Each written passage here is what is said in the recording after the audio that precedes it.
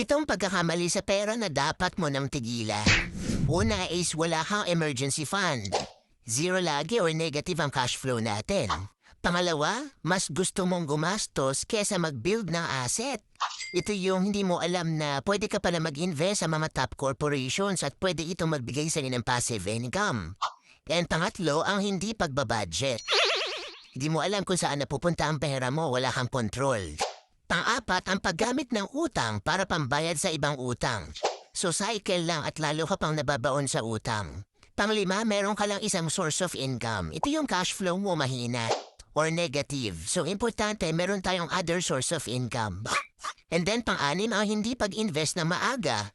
Lagi ka nagde-delay hanggang sa 50 years old ka na wala ka pang nasisimulan. And pang-pito, wala kang healthcare at life insurance. So ito yung breadwinner ka, pero wala kang peace of mind kasi anytime na may mangyayari sa'yo, yung pamilya mo hindi mo alam kung ano mangyayari.